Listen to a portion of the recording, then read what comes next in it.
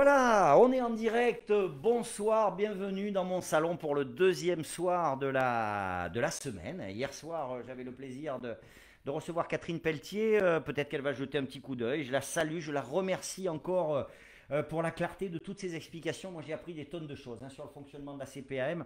Et ce soir, le président, et oui, mesdames et messieurs, le président du conseil départemental, Jean-Claude Leblois. Et puis, c'est pareil, je vais apprendre plein de choses. Allez, je vais lui laisser vous dire bonjour et puis après je vais faire l'intro. Oui, bonjour à toutes et à tous. Moi aussi, je suis très heureux d'échanger avec vous sur tous les sujets, répondre à vos questions aussi.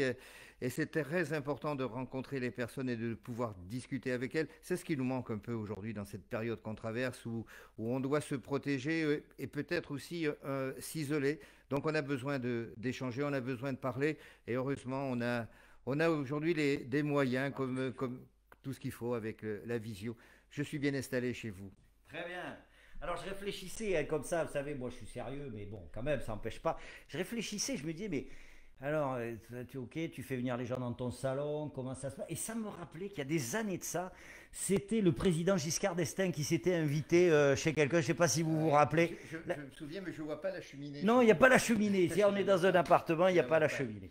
Bon, allez, on va commencer tout de suite. Vous le savez, là, pour les personnes qui ont l'habitude de suivre, la coutume ici, c'est de savoir un petit peu qui sont ces gens. Alors, il y a des gens qui disent, oh là là, tu reçois le directeur de ceci, tu reçois le président de cela. Alors déjà, je vais vous dire, on va y aller tranquille. Président, directeur, c'est des gens comme nous. Et on va un peu connaître, savoir qui ils sont.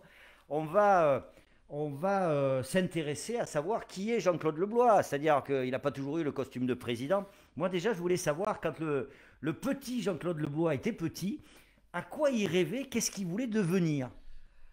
Alors, on en a jamais parlé, mais ce que vous faites là, j'aurais bien aimé le faire. C'est-à-dire que le métier de journaliste allait interroger les gens, les questionner, connaître des sujets, peut-être faire des grands reportages. Reportages, oui, c'était le côté aussi aventure qui m'intéressait. Donc ça, c'était, il y en a qui veulent devenir, je sais pas, qui veulent devenir pompiers, qui veulent devenir artistes, Vétérinaire, vétérinaires et artiste, tout. ouais. Donc moi, j'aurais aimé faire ça. Donc mes études ne m'ont pas amené vers cette direction-là, mais j'ai toujours aimer comprendre, aimer m'intéresser à la vie, m'intéresser à de nombreux sujets. Alors, ben, il n'est pas devenu journaliste, mais bon, il a ses journées bien occupées, croyez-moi. Ceci dit, on va en savoir un petit peu plus sur votre parcours professionnel. Vous avez été enseignant, et vous étiez dans le secteur des travaux publics, c'est ça, si je me Ah, rappelle bien. Dites-moi, ouais, rappelez-moi un non, mais peu. j'ai eu ouais, un parcours dans le technique, puisque j'ai fait des études dans ce domaine-là, et ensuite une formation dans le domaine du bâtiment, des travaux publics. Voilà, j'aurais aimé là aussi découvrir le monde à travers des réalisations. Et une opportunité s'est présentée un jour pour devenir enseignant, pour faire classe, pour rencontrer des jeunes, pour travailler avec eux. Eh bien, je dois dire que cette expérience, qui n'était pas celle que j'avais espérée, que j'avais envisagée, m'a plu. J'ai adoré le contact avec les jeunes, j'ai adoré pouvoir leur apprendre des choses. Et eux aussi m'ont appris, puisque la vie, c'est un moment privilégié. Je pense qu'il faut qu'on l'ait bien en tête, où on a toujours la possibilité d'apprendre et de s'enrichir personnellement. Donc ce métier d'enseignant, eh bien, je l'ai effectué. Comme je l'ai dit souvent, j'ai fait classe. Voilà, j'étais face à des ados.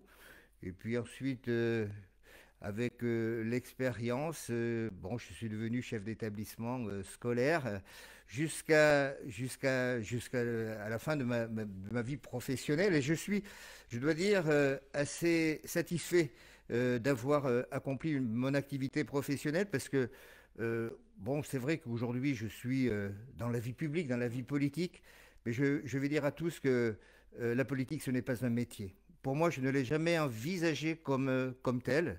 Je l'ai envisagé comme un engagement avec des convictions pour faire, bien entendu. mais pour moi, ce n'est pas un métier et ce ne l'est pas encore aujourd'hui. Alors justement, vous devancez un petit peu. Alors, j'en profite pour vous dire que vous pouvez poser des questions, hein. Vous tapez les questions en regardant la vidéo. Il ne faut pas hésiter. Par contre, la règle, vous la connaissez. Ici, on est là pour poser des questions constructives. On est là pour demander des précisions. On n'est pas là pour chouiner ou pour dire ah ça c'est pas bien fait. Ça m'intéresse pas. Vous le gardez pour le demain. Si jamais vous avez des questions comme ça, je les dirai pas. Ben, vous savez comment je fonctionne. C'est comme ça. Moi, ce qui m'intéresse ici, c'est qu'on valorise l'action. Euh, alors justement, oui, vous devancez un peu ma question parce que c'est pareil, je réfléchissais en revenant sur le chemin. Je me dis alors, qu'est-ce que tu vas lui poser comme question et tout. Je me disais, mais ces gens-là qui s'engagent hein, dans des mandats politiques, qui sont d'ailleurs plus des résultats que des postulats de départ, mais ils n'ont pas autre chose à faire. Ils n'ont pas autre chose à faire que de se mettre là, devant tout le monde, tous les jours, savoir qu'ils ne satisfont pas des gens, parce que tous les jours, il y a des gens qui ne sont pas satisfaits par les décisions que vous prenez, vous et vos collègues. C'est quoi? C'est la passion, c'est la conviction qui fait que tous les jours, on continue de se lever alors qu'on sait que on n'arrive pas à satisfaire tout le monde, ou est-ce que justement le but, c'est pas forcément, peut-être comme je le crois, de satisfaire tout le monde, mais de faire pour le mieux? Oui, je pense que c'est le résultat de beaucoup de choses. C'est dans sa personne, c'est dans ce que l'on est au départ. J'ai toujours aimé m'impliquer dans la vie publique très très jeune, dans la classe, voilà, où j'ai été délégué des élèves, où j'ai aimé apporter des réponses aux questions que l'on se posait. Ensuite, dans la vie, j'ai eu l'opportunité d'être un élu très jeune dans ma commune, avec le souhait de réaliser des projets, des petits projets, mais de les voir aboutir, de les voir se concrétiser, ça a été une réelle satisfaction. Et vous avez insisté sur le fait qu'il y a des déceptions ou que quelquefois on est aussi mis à mal. Bien sûr que l'on a des critiques et il faut les entendre, mais moi je suis aussi un observateur des retours positifs des actions que l'on conduit. Je pense qu'il est important de faire des choses et de voir ensuite comment elles sont comment dire, appréciées par les usagers, notamment par des visiteurs, par des gens qui découvrent un équipement, etc. Donc il faut, dans le domaine public, mais dans la vie en général, apprécier ce que l'on fait, pas pour soi, mais par rapport aux résultats apportés aux autres, avec de l'humilité aussi. Ne pas promettre des choses que l'on ne peut pas faire, avoir des lignes de conduite, et c'est à partir de ces lignes de conduite que l'on obtient des résultats et que l'on a des satisfactions. Sinon, la vie serait trop difficile. Très bien, allez, on me connaît un peu mieux, hein, on va pas passer non plus toute la soirée à demander à Jean-Claude Leblois de nous égrener sa vie, même si c'est très intéressant. On va passer dans le vif du sujet, notamment le conseil départemental. Si quelqu'un qui me regarde peut me dire si le son marche bien, ça serait sympa. Merci de mettre un petit mot pour le son.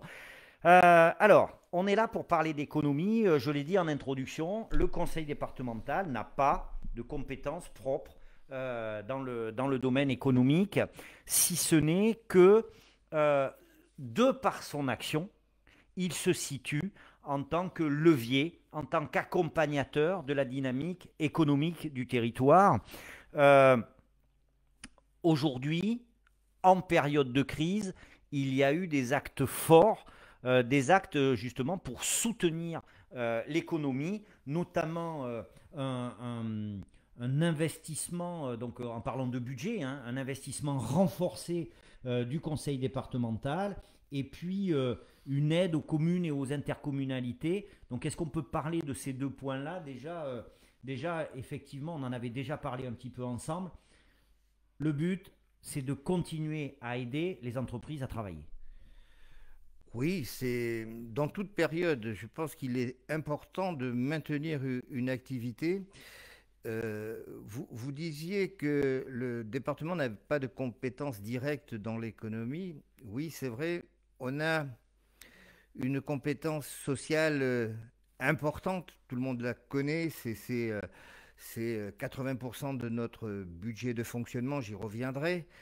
Mais le social n'est rien, ne peut pas avoir de satisfaction, ne peut pas avoir de résultat si on ne propose pas aux citoyens, aux habitants de notre département ici, euh, une activité, un emploi, un salaire. Donc il faut qu'on soit tous très vigilants à cette notion-là d'activité économique, au chantier que l'on propose, parce que par ce biais-là, il y a de l'emploi, il y a du salaire et il y a bien entendu une vie pour tout un chacun.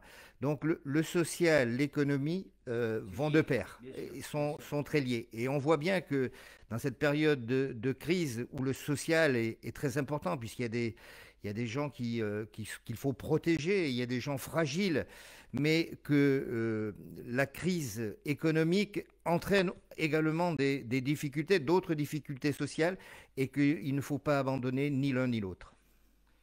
Alors, je le disais par rapport au budget, un effort particulier a été fait en direction de l'investissement. Oui, c'est dans le prolongement. Dans un budget comme celui d'une collectivité, il y a deux domaines. Il y a l'investissement et le fonctionnement. On a donc l'investissement, c'est les chantiers, c'est les équipements, c'est tout ce qui crée de l'emploi. Donc on a voulu dans cette période de crise, parce que le budget de notre collectivité le permettait, la bonne gestion précédente, et puis bon, je dois dire, le résultat d'aujourd'hui le permet, on a souhaité augmenter le niveau d'investissement de notre collectivité. Nous sommes aujourd'hui la collectivité qui investit le plus sur le périmètre local sur les territoires ici. Donc on est à plus de 100 millions, 102 millions exactement d'investissements prévus pour l'année 2021. Sur un budget de 462 millions, il y a 360 millions réservés au fonctionnement et plus de 100 millions à l'investissement. Donc les 360 millions qui sont réservés au fonctionnement doivent nous permettre, bien entendu, de faire face aux difficultés sociales d'aujourd'hui. On voit qu'il y a des gens qui sont dans la difficulté. On a des gens qui sont éloignés de l'emploi, ce qu'on disait tout à l'heure, et qui ont besoin de notre soutien. On a des gens qui ont besoin d'une solidarité, d'un apport, d'un accompagnement. Donc là, on doit être présent. Il y a urgence et on le fait. Et de notre côté, notre budget doit permettre de dégager un niveau d'investissement, comme je vous ai remarqué, pour soutenir l'emploi, pour soutenir l'économie. Et ce n'est pas à vous que je vais l'apprendre, elle est essentielle. Donc, par des actions que l'on conduit aussi, l'économie doit toujours être soutenue. Et il n'y a pas de petites actions pour le faire. Il n'est pas un emploi, c'est un emploi. Je pourrais donner l'exemple après, mais un CDD qui est transformé en CDI dans une entreprise qu'on accompagne, eh bien c'est bien. Ça veut dire que la personne est rassurée, elle a un emploi, elle aura peut-être une famille, elle aura peut-être la possibilité de s'installer sur la commune, etc., etc. Donc il faut petit à petit, comme ça, redonner confiance aux gens. Et dans cette période de crise, mais moi je dirais que mon objectif, ma mission, c'est de rassurer, de protéger et d'accompagner. Et quand je dis ça, je m'adresse aux individus, mais je m'adresse aussi aux entreprises. Et pas simplement d'ailleurs, puisque on a bien compris, hein, on génère, on accompagne un mouvement, on impulse un mouvement, effectivement, quand on aide une personne, hein, c'est un peu l'effet papillon, hein, effectivement, si ça va mieux, eh ben, il va plus consommer, il va s'investir, il va... Voilà. Vous avez aussi lancé une action en direction des communes et des intercommunalités avec un prêt. Est-ce que vous pouvez nous expliquer un peu comment ça fonctionne? Ouais, c'est le prêt, PRET, le plan de relance d'économie des territoires. On a voulu, avec nos partenaires qui sont les communes et les communautés de communes, c'est aussi nos bras droits dans l'activité économique au plus près des territoires. On a voulu être un partenaire fidèle et nous engager sur 2 ans dans le cadre du plan de relance. Donc les territoires portent des projets, les communes portent des projets, les communautés de communes portent des projets et le département aussi réalise sur nos territoires des aménagements. Donc on s'est engagé pour les 2 ans qui viennent, à avoir une enveloppe de l'ordre de 85 millions d'euros qui sera injectée directement par le département de façon sur des équipements pour les communes, pour les accompagner, ou de façon directe sur des réalisations qu'on va porter nous-mêmes.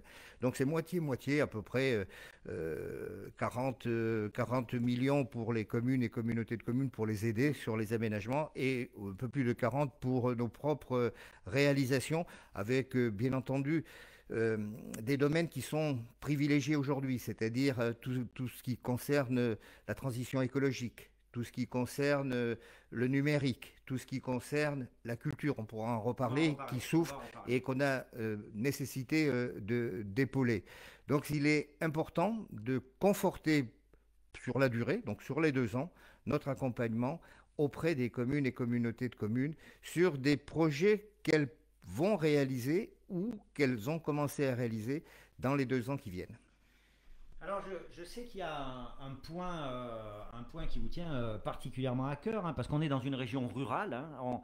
En ce moment, on ne parle pas beaucoup, je trouve, de la ruralité d'ailleurs. On parle beaucoup des hôpitaux, on parle beaucoup de la solitude en ville, mais pas tellement finalement, je trouve, de la ruralité. Il y a une action aussi qui est menée en direction des exploitations, des exploitants agricoles, et notamment une aide à l'installation et à la transmission des exploitations agricoles. Premièrement, ben, nous présenter un peu cette aide, et puis vous, quel est le regard que vous portez un peu justement sur le monde agricole en ce moment? On est dans un département assez rural, et je trouve qu'on ne les entend pas beaucoup, on n'entend pas grand-chose. Oui, on est dans un département rural à vocation agricole, même avec un domaine d'élevage très très très important, reconnu au plan national et même mondial. Aujourd'hui, le monde agricole souffre, mais il y avait déjà des signaux importants dans cette direction-là qui étaient envoyés. Sur le plan national et au niveau du département, on est dans la même proportion. Il y a aujourd'hui, sur 3 activités qui arrêtent, 3 exploitations qui cessent, une seule reprise.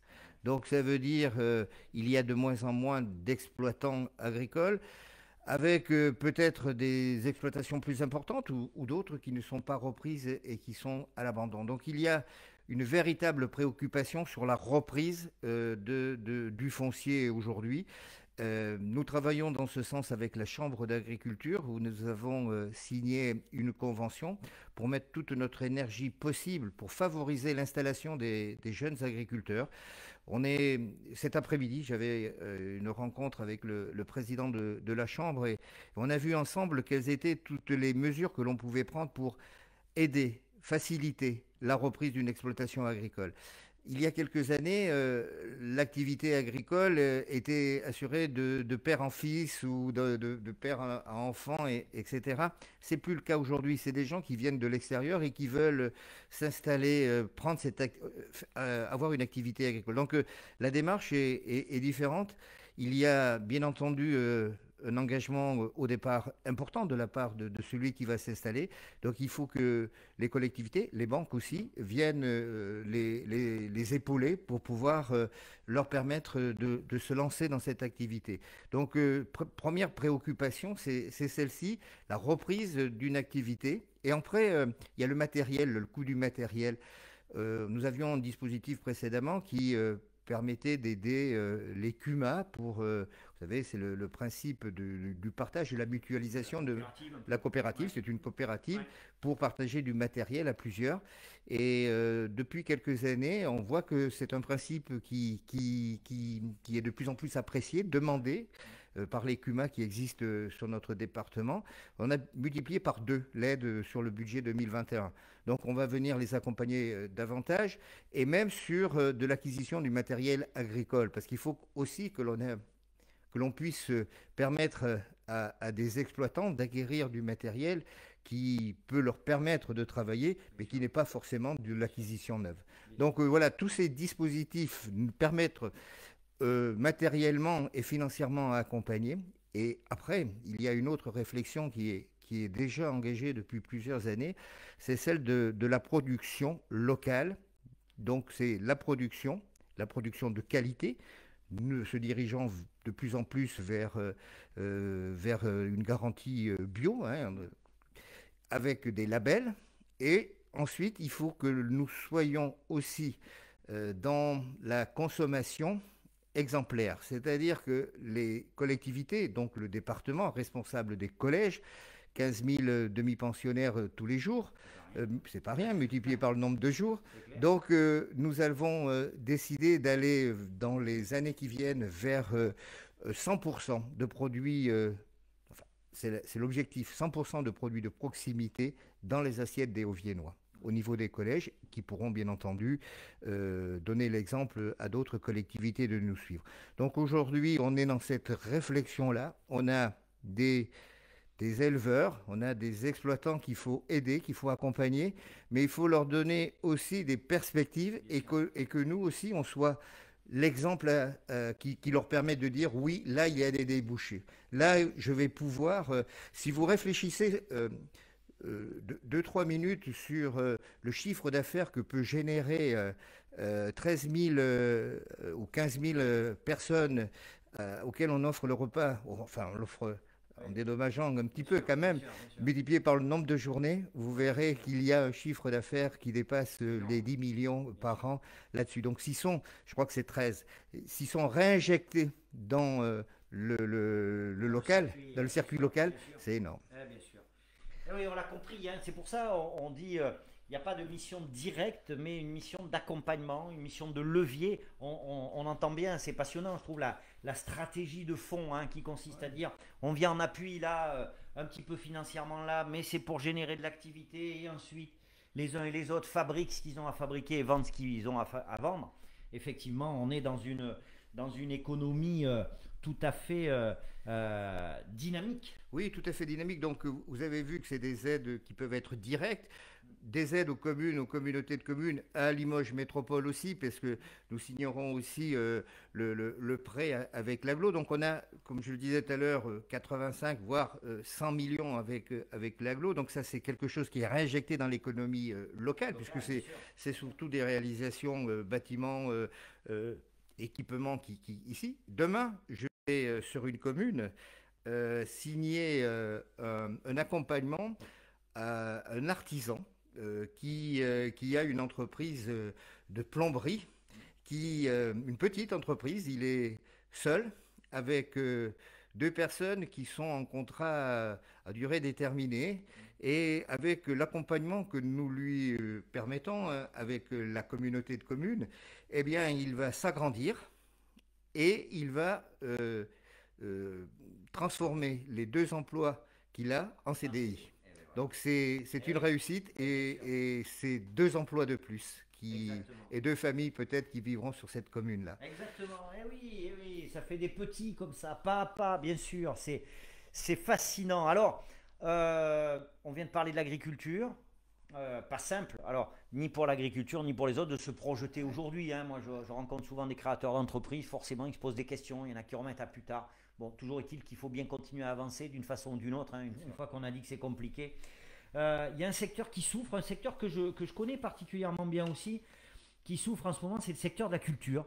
Alors, je dirais que il souffre doublement. Il souffre doublement parce que je les connais, hein, je les connais, les gens de la culture, les artistes sont des écorchés vifs, ils ont besoin d'être là, et tant mieux, c'est ce qui fait toute la saveur de la culture. Et puis, ça fait doublement mal parce que je connais aussi un paquet de gens qui ont besoin de la culture pour se sortir la tête des problèmes de tous les jours. On en parlait un petit peu en aparté quand vous étiez là. Aujourd'hui, c'est vrai que, allez, on va au boulot, on sort du boulot, il est 18h, on ne peut pas trop sortir, on ne peut pas trop aller au cinéma, on ne peut pas aller au théâtre. Je pense à Sandrine Canou, hein, que certains connaissent ici, je pense à plein d'autres. Je salue Sandrine aussi. Hein. Ah, très bien. Voilà. Je connais plein d'artistes qui sont en souffrance et qui, de fait, cette souffrance accompagne une autre souffrance des personnes qui ne peuvent pas en profiter. Aujourd'hui, on en est où? Quelle est la situation sur le territoire? Vers quoi on peut se tourner?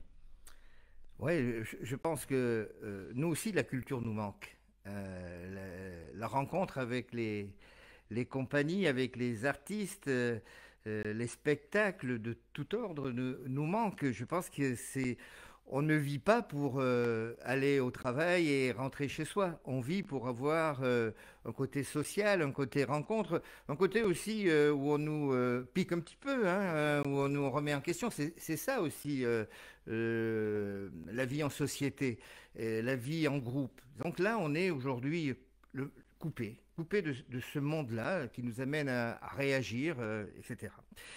Donc, le département est un partenaire fidèle du monde culturel en Haute-Vienne.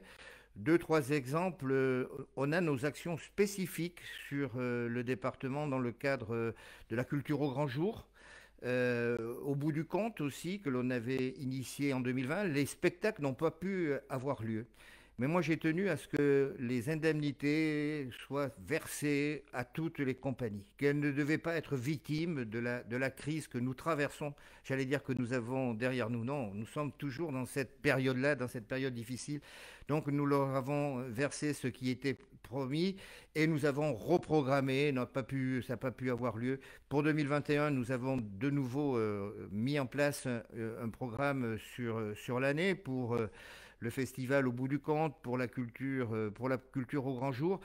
Et je le dis à tous ces intervenants, toutes ces personnes qui travaillent dans le domaine culturel, aux bénévoles aussi qui sont autour et qui aiment cette vie, que le département, et pendant cette mandature, est une collectivité qui a ouvert 3 salles de spectacle. 3 salles, 3 lieux. Nous avons rénové la chapelle de la Visitation. Nous avons, c'est un petit bijou. Ah oui. Voilà, Une référence historique. c'est une référence historique pour les plus anciens, voilà. Ouais. Mais aujourd'hui, cette chapelle a une nouvelle vie, avec, je pense, une réussite architecturale. Voilà, et c'est aussi une salle de spectacle pour les Hauts-Viennois. Noriac, donc vous connaissez la salle du haut, eh bien nous sommes en train de terminer la rénovation de la salle du bas, de la crypte qui va être mise à disposition des compagnies hauts-viennoises. On va définir avec elles comment. Et puis aussi le château de Rochechouart, on a ouvert une salle, la salle historique de présentation du château. Donc pour nous, c'est très important. Et ce que je voudrais dire aussi pour montrer à quel point la culture, c'est comme l'éducation, c'est quelque chose d'essentiel dans notre vie, dans ma vie, je l'ai dit au départ, les compagnies ont gratuitement les salles que nous possédons, que ce soit Noriac ou que ce soit la chapelle de la Visitation. Ça, c'est essentiel aussi. Et moi, je m'engage à ce que la gratuité demeure. C'est de cette façon-là qu'on peut soutenir aussi efficacement le monde culturel, et ce n'est pas négligeable. Nous avons un budget de relance sur la culture pour l'année 2021, 1,5 million, c'est important, avec deux, trois points qui sont à retenir. Tout d'abord, l'aide au cinéma dans nos communes, arrêt et essai, qui était passé un petit peu à travers les mailles du soutien national. Donc, on va leur apporter un accompagnement. Tous les cinémas, arts et essais de notre département, il y en a sur Limoges, il y en a à l'extérieur. Nous avons aussi les libraires indépendants qu'on va accompagner pour leur permettre d'avoir une banque de ressources supplémentaires, et toute la programmation culturelle des compagnies que l'on va soutenir financièrement pour qu'elles puissent continuer à travailler. Donc, ces actions que l'on conduit, quand on parlait tout à l'heure du rôle du département, si nous allons dans ces directions-là, c'est que j'ai rencontré les intervenants, les professionnels de ces domaines-là qui m'ont fait part de leurs difficultés. Et l'intérêt, on en parlera peut-être après, d'une collectivité comme la nôtre, c'est d'être réactif, de ne pas attendre 6 mois quand c'est trop tard pour venir épauler. Voilà, la réactivité, c'est aussi une priorité aujourd'hui. Alors, on l'a entendu, hein, bien sûr, le conseil départemental est aux côtés, la culture. Bon. Alors, c'est pas une question piège parce que c'est pas du tout l'idée, puis parce qu'en plus, vous n'avez pas toutes les réponses, mais est-ce qu'on peut, je pense à ma collègue, en fait je suis en train de penser à ma collègue Alice qui s'occupe Bon, Alice, des bonjour Alice. Veraco, des Veraco Music. Et l'autre jour je discutais avec elle, je dis alors il se passe quoi là? Tu fais quelque chose ou tu fais rien là cet été là? Comment ça se passe pour les Veraco? Et donc on ne sait pas. Est-ce qu'on peut espérer ou pas avoir des festivals sur le territoire cet été, par exemple? Oui, selon quelles conditions? Et non, parce qu'on ne sait pas encore. Bon, bien sûr, tout est entre guillemets sous réserve des conditions sanitaires, mais est-ce que c'est quelque chose auquel on peut raisonnablement penser? Enfin, moi, je peux au moins l'espérer. C'est ce que j'ai écrit à Madame la ministre de la Culture. Donnez-nous les règles et nous les respecterons. Donnez-nous les conditions pour réouvrir les salles de spectacle, pour organiser un festival. S'il faut mettre les gens à 2 mètres les uns des autres, les organisateurs le feront. Je prends le cas du musée de Rochechouart. On peut très bien se promener dans les différentes salles sans faire croiser les gens en toute sécurité. Donnez-nous les conditions, nous les respecterons. Voilà, c'est le sens de la lettre que j'ai faite à la ministre de la Culture. J'espère que l'on aura effectivement des réponses parce qu'on a besoin. On a besoin de sortir, on a besoin de... Les artistes ont besoin de nous, mais nous, on a besoin d'eux. Exactement. Bien, ben voilà, on va voir, la ministre elle va répondre et puis elle va donner les règles. Je vous rappelle que si vous avez des questions, c'est pas quand il sera parti qu'il faudra venir chouiner, hein, ou poser des questions. Quand il sera parti, il sera parti. Bon. Euh, alors, il y a un truc qui s'est passé pendant ce Covid. Alors, je sais que depuis longtemps, le département pense à équiper son territoire, notamment en haut débit. C'est un enjeu majeur, hein, ça a toujours. Voilà, c'est très très important qu'on n'ait pas de zone blanche, qu'on n'ait pas de choses comme ça. Sauf que là, il a fallu passer la seconde, hein, parce que pour le coup, euh, tout ce qui concerne le numérique a été impacté de façon exponentielle. Plusieurs sujets là-dessus. Le premier sujet, c'est déjà effectivement le raccordement du haut débit. Où est-ce qu'on en est aujourd'hui? La deuxième chose, la fracture numérique. Alors, je vous en parlais. Il se trouve que dans mes autres activités, j'ai été au contact de personnes. Je reconnais que je ne me rendais pas compte à quel point il y a des gens qui sont démunis, aussi bien en termes de matériel que d'utilisation de ce matériel. Que, franchement, je reconnais et je vois à quel point ça peut impacter négativement leur vie. Et donc, il y a ça, le déploiement, la fracture numérique, et puis l'accompagnement des professionnels à ces nouvelles technologies, parce que là, il faut tous les jours aller plus vite que la musique. Ouais, c'est tout cela. C'est le côté matériel de la chose et le côté utilisation. Sur le déploiement de la fibre, moi, ce que nous avons souhaité sur le département, c'est la fibre pour tous, le numérique pour tous. Voilà l'objectif qu'on n'oublie personne, que ce soit en milieu urbain ou en milieu rural. Bien entendu, il faut un peu de temps pour réaliser l'arrivée de la fibre au domicile. Je parle bien de la fibre à domicile, du net, de l'Internet, de la fibre à domicile. Il y a sur le département un besoin de 230 000 prises pour équiper les Hauts-Viennois. Donc le chiffrage est connu, 230 000 prises. Il y a 2 principes qui sont complémentaires sur le département. Il y a le réseau d'initiatives publiques où les collectivités ont mis la main à la poche pour financer un réseau. Et puis l'autre partie du département où c'est Orange qui a eu, on ne peut pas faire de pub, mais c'est eux qui ont le marché, qui déploie sur le reste du territoire. L'objectif pour l'un et pour l'autre, c'est que fin 2024, ça soit réalisé sur la totalité du département de la Haute-Vienne. Dans les prochains jours, je vais sur Couzex, il y a une opération. Il n'y a pas très longtemps, j'étais sur Vollery. Il y a d'autres opérations sur le nord du département. Donc petit à petit, la fibre arrive au domicile. Mais ça ne veut pas dire qu'avant, il n'y a pas eu des montées en débit. Il y a même des montées en débit un peu partout qui sont satisfaisantes. Mais aujourd'hui, il faut que l'on n'oublie personne et que l'ensemble des Hauts-Viennois soient desservis par la fibre. Après, et là, vous avez raison de dire qu'il y a le côté utilisation du net, de l'Internet. Et cette crise a mis en évidence beaucoup de choses. D'abord, la nécessité, et heureusement qu'on a peut-être, enfin qu'on a, oui, la possibilité d'être connecté aujourd'hui pour se sentir moins isolé. Donc ça nous a permis d'échanger. Et c'est ce qu'on fait là. C'est ce que là. C'est ça. On n'aurait pas pu le faire. On peut le faire pour nos petits-enfants, les enfants, les parents, les grands-parents, etc. Mais on s'est rendu compte aussi que beaucoup de personnes ne savaient pas utiliser Internet. C'est pas parce qu'on a un téléphone, que l'on a Facebook, qu'on est capable d'utiliser, qu'on dit, il y a, et c'est terrible les chiffres, pratiquement un Français sur trois qui n'est pas autonome sur l'utilisation de tout ce qui peut lui être demandé aujourd'hui. Formulaire administratif. On voit bien ce que nous envoient les administrations. C'est énorme. C'est énorme. Et c'est souvent, j'allais dire, les gens qui ont le plus de difficultés, à qui on demande le plus de papiers, de formulaires à compléter.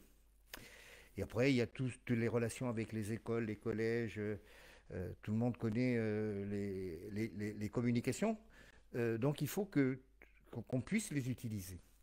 Quand je parlais des formulaires tout à l'heure, on s'est dit on peut pas rester comme ça, on peut pas laisser les gens sans réponse face à cette difficulté. Quels sont les premiers à être questionnés sur un formulaire qu'on ne sait pas remplir? C'est la famille, et quelquefois dans la famille, il n'y a personne qui peut répondre. Et puis après, c'est les maires, les secrétaires de mairie qui sont sollicités.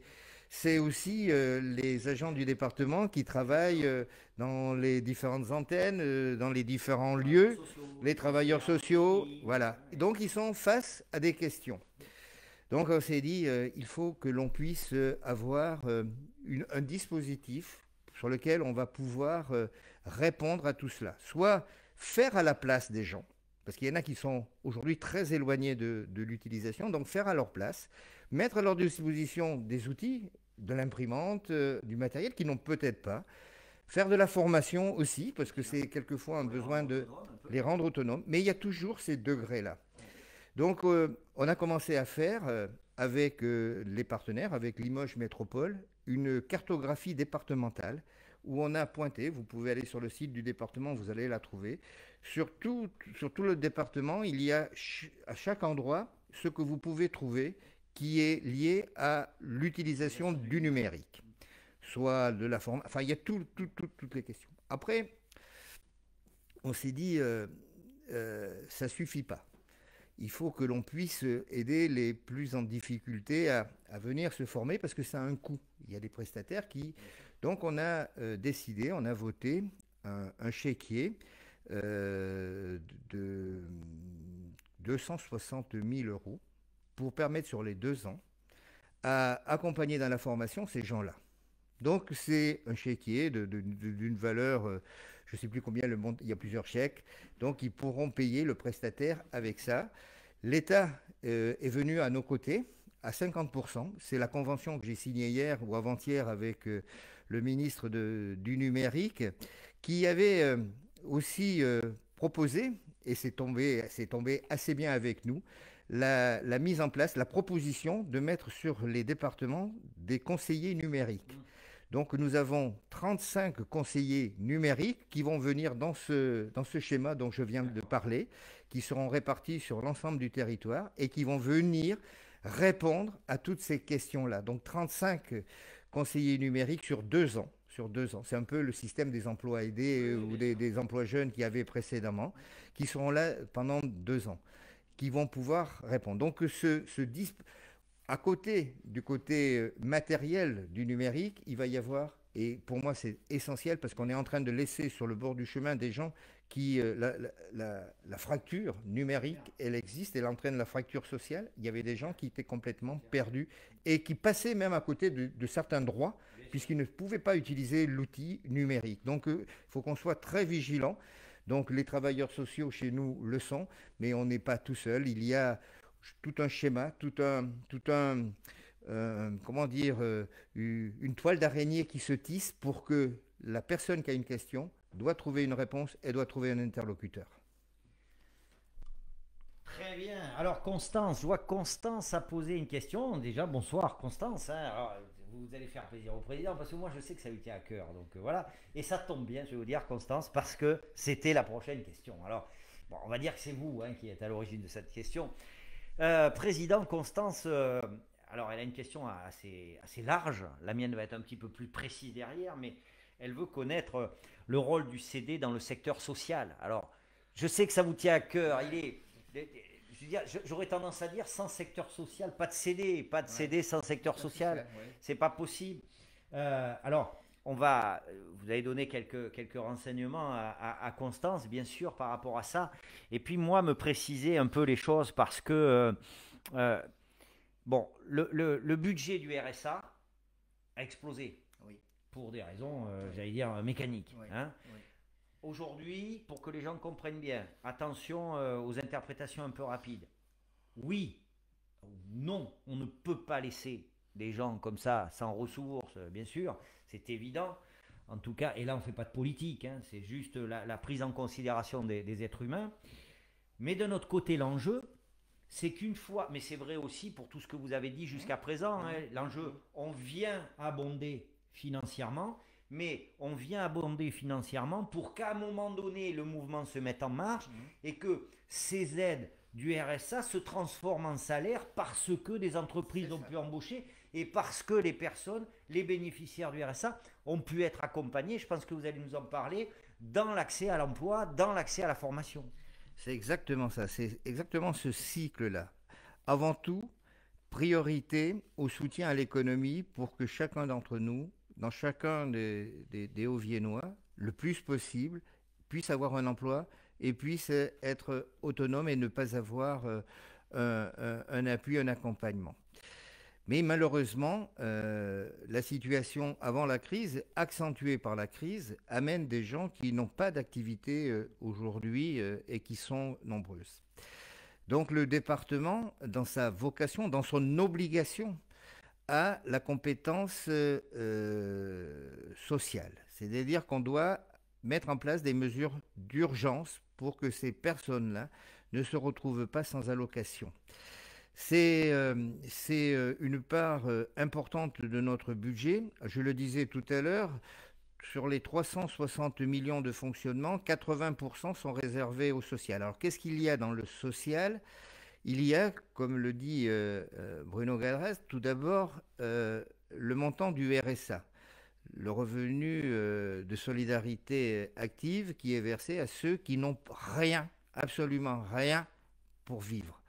Donc ce moment de crise, c'est aussi le moment où on constate que le nombre de bénéficiaires du RSA est en augmentation exponentielle. Mais ce n'est pas propre au département de la Haute-Vienne, c'est au niveau national. Vous m'entendez souvent le dire en séance plénière que c'est une charge qui retombe sur les épaules des départements, alors que c'est une crise nationale, c'est un mouvement, une conjoncture nationale qui amène ces gens à ne pas avoir d'activité. Donc pour l'année qui vient, nous avons budgété une augmentation de plus de 10-11% par rapport à l'an passé. C'est pour vous dire l'ampleur que cela prend. Ça fait en chiffres 8 millions de plus que par rapport à l'année dernière. Nous arrivons à 68 millions de budgétés. C'est quelque chose d'important qui devait être compensé par l'État à une hauteur qui suive l'évolution du nombre de bénéficiaires.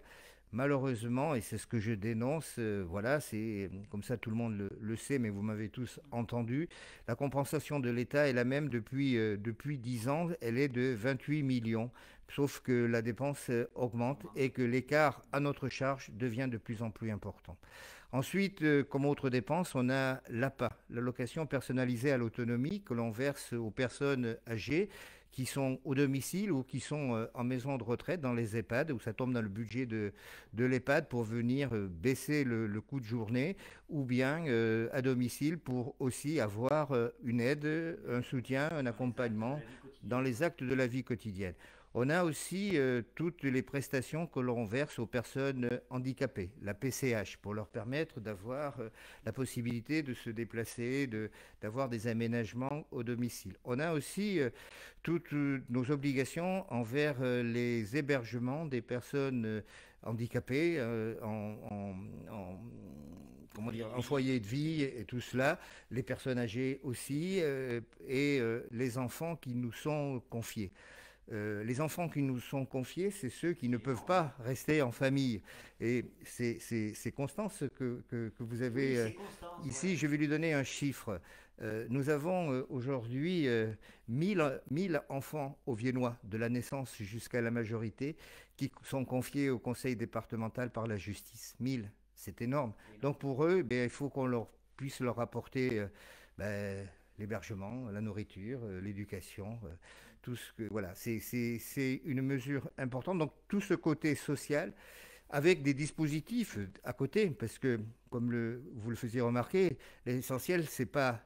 Enfin, important, c'est de les accompagner financièrement, leur donner le minimum, et aussi de les amener vers l'autonomie, vers le travail, vers l'emploi. Et moi, je voudrais saluer aussi toutes les initiatives qui sont prises par les organismes d'insertion, par les entreprises d'insertion associatives ou des entreprises qui se sont montées pour pouvoir accueillir ces personnes-là. Et je voudrais aussi remercier les entreprises de travaux publics, de bâtiments et d'autres qui accueillent dans le cadre de clauses sociales des gens à qui ils confient un certain nombre d'heures sur les différents chantiers. Donc tout cela, c'est un tout. Bien entendu que l'état de la situation économique influe énormément sur nos dépenses sociales et la crise que l'on traverse accentue nos dépenses sociales. Voilà Constance. Alors Constance, j'espère que vous êtes toujours là, hein. Vous me faites un petit coucou pour me dire si ça vous a satisfait. En tout cas, ce qui est intéressant, c'est que au-delà de la crise, bien sûr, on est bien obligé de la prendre en compte. Ce qui est important, c'est la philosophie de cet accompagnement, hein. Alors, c'est vrai que ça me touche particulièrement. J'ai tellement fait d'insertion. Et ça fait toujours plaisir à un moment donné d'entendre dire ok, on est là, mais on est là pour accompagner les gens vers l'autonomie. On est là, on n'est pas là. Faut pas croire, il y a des gens qui croient que on entretient les gens. Non, c'est pas ça. Le social, c'est pas entretenir les gens. Le social, c'est accompagner les gens vers la prise d'autonomie. Et ça n'a rien à voir. Donc voilà. Oui, c'est accompagner les gens vers l'autonomie, de les rendre autonomes. Donc des fois, la vie amène à ce qu'on a besoin d'un coup de pouce pour s'en sortir. Et les personnes âgées ont besoin aussi de cet accompagnement-là, qui sont parfois très dépendantes, en perte de mobilité, en perte d'autonomie. Donc on doit les maintenir au domicile avec des adaptations de leur logement, les accueillir dans des logements adaptés qui sont dans des bourgs ou bien dans des EHPAD qui sont aujourd'hui sur le département. Je souhaite là aussi qu'il y ait de plus en plus de lits d'EHPAD qui soient ouverts par l'ARS, par l'Agence régionale de santé. On en a besoin. Les gens vivent... J'allais dire que c'est bien parce qu'ils vivent longtemps en Haute-Vienne. On a une moyenne d'âge élevée parce qu'on vit longtemps, mais il faut que l'on puisse leur permettre de vivre longtemps dans les meilleures conditions possibles.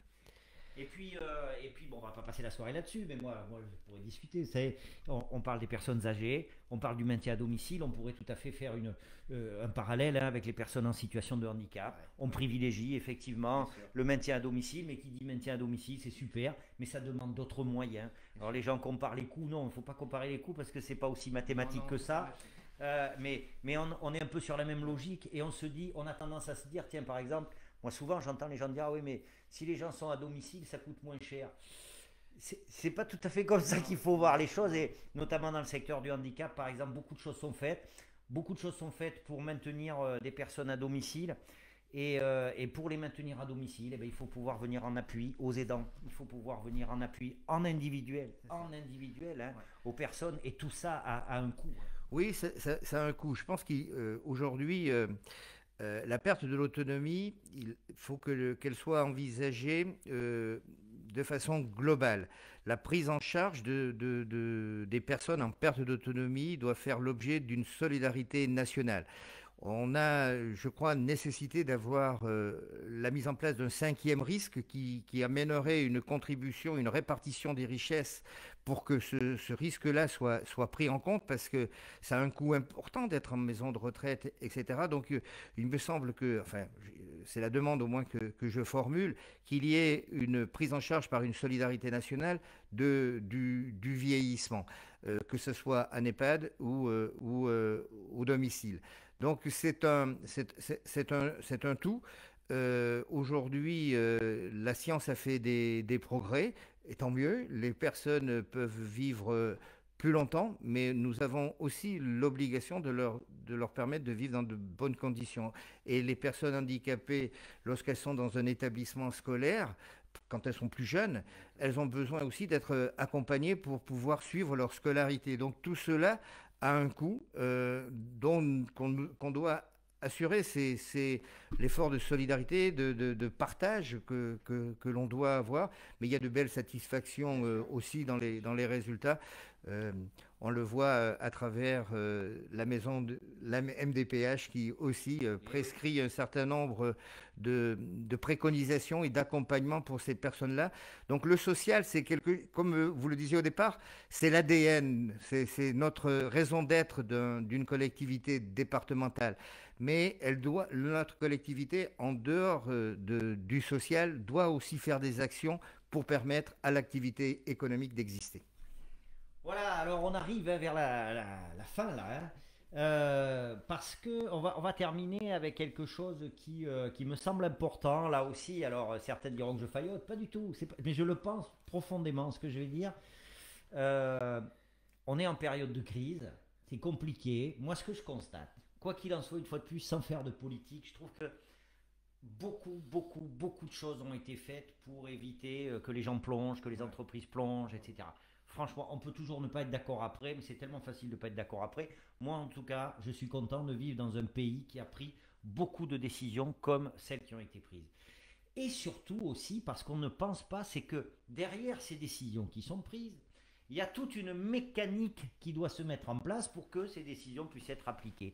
Et ces décisions, elles sont appliquées notamment grâce à la continuité de service, hein, dans les services publics, les collectivités territoriales et tous les gens qui continuent à travailler. Alors je voulais voir avec vous comment ça se passe, parce que vous êtes à la tête quand même d'une machinerie assez énorme, hein, le conseil départemental, sans manquer de respect aux agents bien sûr, mais concrètement, comment vous vous êtes mis en ordre de marche pour que le lien avec l'usager, enfin avec l'usager, oui, moi je dis l'usager, c'est peut-être pas le bon mot, mais avec les citoyens soit maintenu, l'efficacité du service soit maintenue, le fait qu'on puisse passer le confinement parce qu'il a dû falloir que des personnes travaillent en télétravail, elles n'avaient pas forcément l'habitude, etc. Tout ça de façon à pouvoir répondre au public, de continuer à répondre au public qui bien souvent est impatient, dans les meilleures conditions possibles. Comment ça s'est passé, cette continuité de service?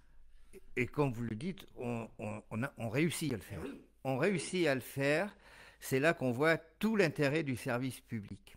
Mais c'est souvent en période de crise que l'on constate la nécessité de quelque chose. Et là, le service public de proximité a encore montré, j'allais dire, tout son intérêt, toute sa raison d'être, tout son talent. Et je voudrais remercier, bien entendu, tous les agents du département, tous les agents des différents services qui ont répondu présent, comme vous le faisiez remarquer, de différentes façons, soit en étant présent, mais la plupart du temps en étant présent, parce que le télétravail, quand il est possible, on fait du télétravail à tour de rôle, mais la présence face à l'usager, elle est indispensable. Donc comment on s'en est sorti? Mais tout d'abord en ayant une ligne de conduite. C'était rassurer, protéger, accompagner. Donc c'est ces trois éléments, trois qualificatifs qui ont guidé notre action et qui la guident toujours. Protéger, rassurer, accompagner. On a besoin de rassurer les gens parce que sinon on tombe sur le catastrophisme et on s'en sort pas. Donc le service public, ça veut dire rester ouvert tout le temps pour les gens qui ont des besoins. Nous avons des MDD sur l'ensemble du département, des antennes sociales qui sont restées ouvertes, qui répondent aux différentes questions. Nous avons répondu aussi à des besoins auxquels on ne pensait pas au départ. dans les EHPAD, dans les maisons de retraite où le personnel a été en tension avec cette période Covid. Donc nous avons créé 96 postes que l'on a mis à disposition des différents établissements pour permettre au personnel de souffler un peu, d'avoir du répit. Donc on l'a fait pour les vacances de Noël, pour le mois de décembre. Nous le reconduirons pour le printemps prochain pour permettre à ces agents qui travaillent eh bien de prendre un petit peu de repos. Donc on viendra avec du personnel qu'on va recruter, leur permettre de souffler. Pour les collèges, pareil.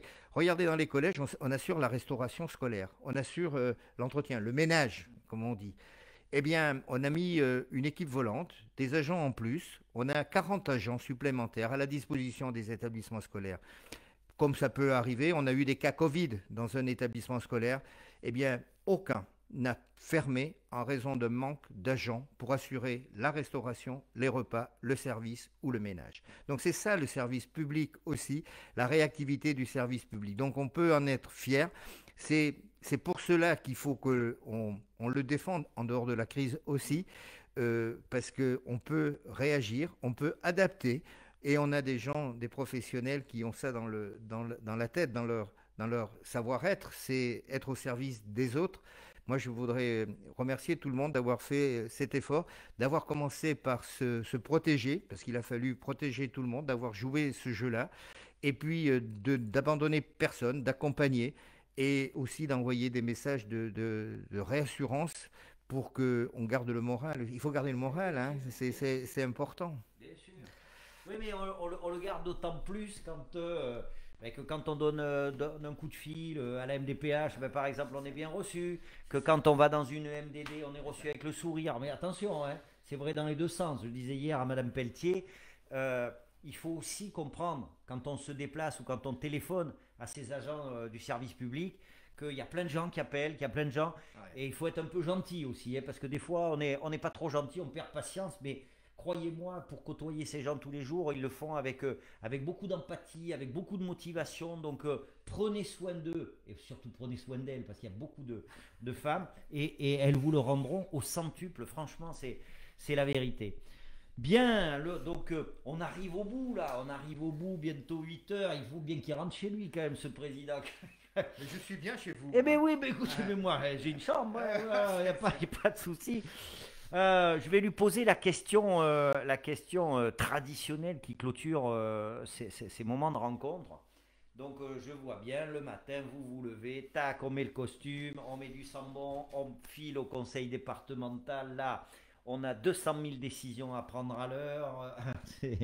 C'est une vie de fou. Et puis le soir, on rentre. On a géré des problèmes toute la journée. Alors des problèmes où pas forcément des problèmes, mais en tout cas, on a été en action toute la journée. On a quand même des gens qui nous demandent notre avis tout le temps, etc. Quand on rentre chez soi, on finit la journée, on est soumis comme tout le monde au Covid. Il y a le Covid aujourd'hui qui est là. Bien sûr. On a une femme, des enfants, des petits-enfants, des machins. Qu'est-ce que le citoyen Jean-Claude Leblois, comment lui, il voit les choses quand il rentre chez lui? C'est-à-dire que là, vous n'avez plus de capacité d'action, comme quand vous êtes président, vous êtes comme moi, comme n'importe qui. Qu'est-ce que ça vous inspire, voilà, personnellement? Je pense que rentrer chez soi, c'est un moment de coupure que l'on a. Tout le monde là, quand on quitte son emploi, quand on quitte la journée, quand on rentre chez soi. Je reconnais que j'ai la capacité d'analyser la journée, les décisions qui ont été prises, les problèmes qui est nouveau, dont j'ai été saisi.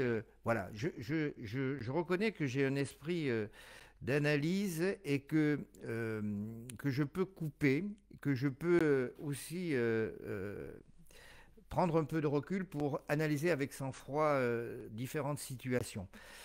Mais la coupure, elle n'existe jamais à 100%. Le soir, ce sont des dossiers, ce sont des signatures, ce sont quelquefois des ouvrages à lire, des références à aller chercher, et puis on repart. le lendemain, mais il ne faut pas faire la fonction d'élu, je l'ai dit au départ, ce n'est pas un métier. Moi, je ne la considère pas comme un métier. Je la justifie comme un engagement avec des convictions que j'ai.